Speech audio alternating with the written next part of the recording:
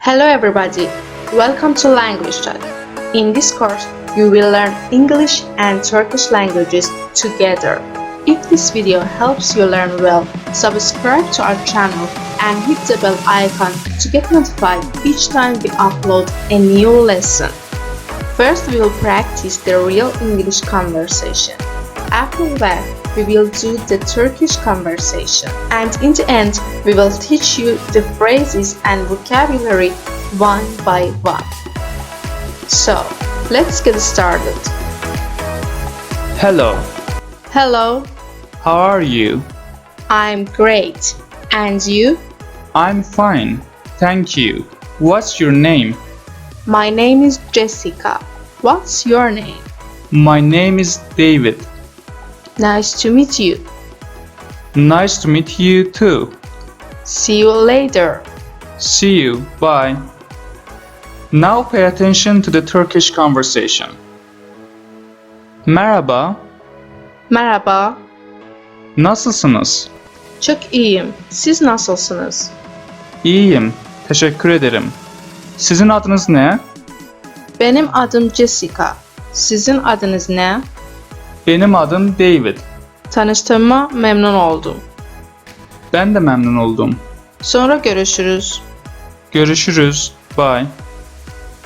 Alright, let's learn the vocabulary one by one. Hello, Merhaba, how are you? nasılsınız? I'm great.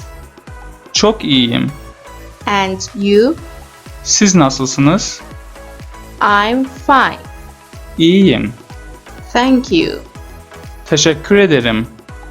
What's your name? Sizin adınız ne? My name is Jessica. Benim adım Jessica. What's your name? Sizin adınız ne? My name is David. Benim adım David. Nice to meet you. Tanıştığıma memnun oldum. Nice to meet you too. Ben de memnun oldum. See you later. Sonra görüşürüz.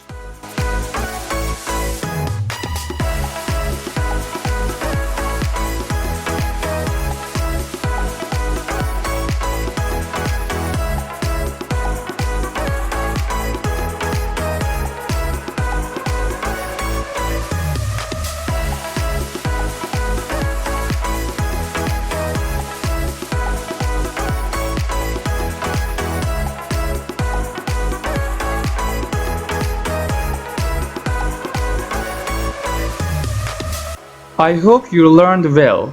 Practice this video several times and please subscribe to our channel to support us.